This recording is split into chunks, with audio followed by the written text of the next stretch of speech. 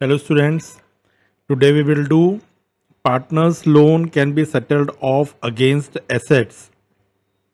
तो partners loan क्या है?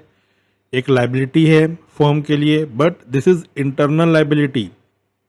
Okay, so internal liability can be settled of against assets. Okay, पहले आपने क्या रूल पढ़ा हुआ था कि जितने भी आउटसाइड लाइबिलिटीज हैं, जैसे कि क्रेडिटर्स हुआ, क्रेडिटर्स को जब भी एसेट्स के अगेंस्ट में सेटल किया जाता है तो उसे क्या होता है, कोई भी एंट्री नहीं की जाती, उसका कुछ भी नहीं करते हम. ओके, सिर्फ रिलाइजेशन में ट्रांसफर करते हैं और उसकी बाकी कोई भी एंट्रीज नहीं होती. क्लियर, समझ में आया? बट पार्टनर्स लोन, इसका जो एसेट्स के साथ सेटल किया जाता है, इसकी आपको एंट्री करनी है. समझ में आ रहा है? क्यों? बिकॉज आउटसाइड लाइबिलिटीज की एंट्री नहीं होगी, इंटरनल लाइबिलिटीज की एंट्री होगी. ओके, तो उसके लिए रूल्स हैं, ये रूल्स आप अभी थ्योरी में पढ़ोगे. अभी at the time of dissolution of a firm, partners loan can be paid of by using assets of the firm.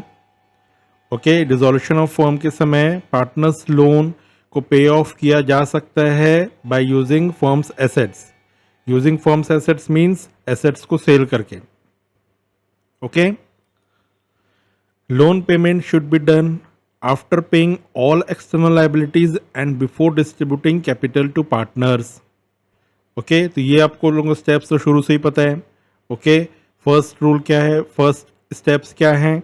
सबसे पहले एक्सटर्नल लाइबिलिटीज़ को पे ऑफ किया जाएगा. सेकेंड, इंटरनल लाइबिलिटीज़ जैसे कि loan and advances. Third, capital distribution होता है. ओके, उसके बाद कुछ बैलेंस बचता है, वो पार्टनर्स में एज ए सरप्लस डिस्ट्रीब्यूट होता है. तो ये चार स्टेप्स तो आपको हमेशा पता रहना चाहिए. तो ओके, तो ये वही स्टेप है. So loan payment should be done after paying all external liabilities and before distributing capital to partners.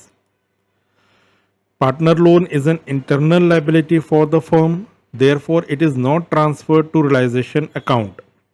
Okay?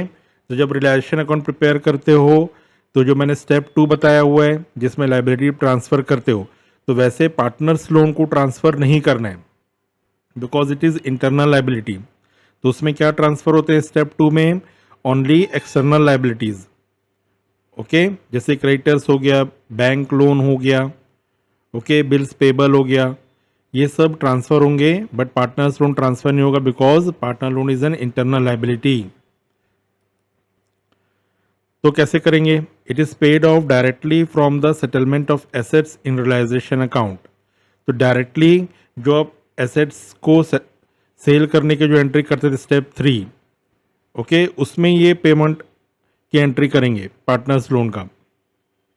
Okay, so it is paid off directly from the settlement of assets in realisation account. तो directly ये step 3 में आ जाएगा. Okay, तो इसमें आपको क्या ध्यान देना है? इसमें कई बार स्टूडेंट क्या कंफ्यूज होते हैं कि जो जर्नल एंट्री है वो लोन पेमेंट की कर देते हैं. तो लोन पेमेंट की नहीं करनी है, आपको एसेट सेटलमेंट की एंट्री करनी है. ठीक है, तो ये भी थ्योरी पहले पढ़ लो, लास्ट में जर्नल एंट्री करेंगे उससे मैं क्लियर करूंगा. Any gain from settlement of partners loan is recorded as realisation gain.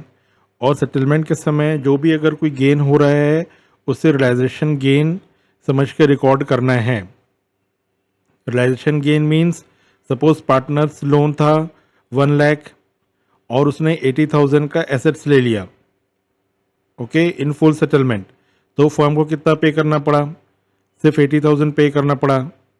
पे करना था 1 लाख, तो 20,000 का क्या हुआ? फर्म को प्रॉफिट हो गया. तो ये आपको रियलाइजेशन गेन जैसा कंसिडर करना है. ओके, बट क्रेडिटर्स में ऐसा नहीं होता था. तो ये मैं आपको पहले भी क्लियर किया हूँ, इसकी एंट्रीज क्लियर हो गया. क्रेडिटर्स को जब करते थे फुल सेटलमेंट में तो उसमें रियलाइजेशन गेन नहीं आता था, बट इंटरनल लाइबिलिटी जो पार्टनर्स का लोन है उसमें रियलाइजेशन गेन आएगा. ओके, अब जर्नल एंट्री देखो. Journal entry for assets taken over against settlement of partners loan. Okay, तो एसेट्स टेकन ओवर की एंट्री करनी है अगेंस्ट पार्टनर्स लोन. तो फर्स्ट आप क्या समझ के रखे देखे थे पहले, अगर पार्टनर कोई एसेट्स टेक करता था तो क्या एंट्री करते थे? Partners capital account debit to realisation account, ये एंट्री होती थी. बट अभी क्या हो रहा है, ये जो एसेट्स है ये लोन के अगेंस्ट में सेटल हो रहा है. तो simple, partners loan account debit to realisation account. Okay, देखो partners loan and partners capital both are internal liabilities for the firm.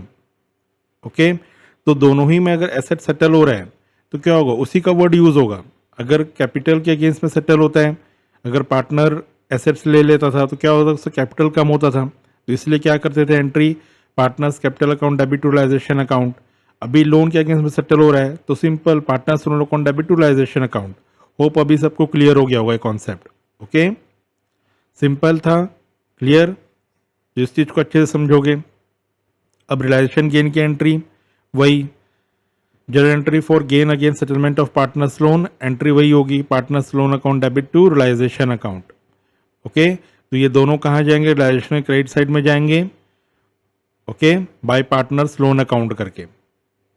Clear हो गया, तो इस थ्योरी को अच्छे से समझोगे तो आपने क्या देखा, रियलाइजेशन अकाउंट में क्या होगा इफेक्ट, पार्टनर्स लोन को ट्रांसफर नहीं करना है स्टेप 2 जैसा, इसका डायरेक्टली पेमेंट वाली एंट्री करनी है, एसेट्स टेकन ओवर वाली एंट्री करनी है।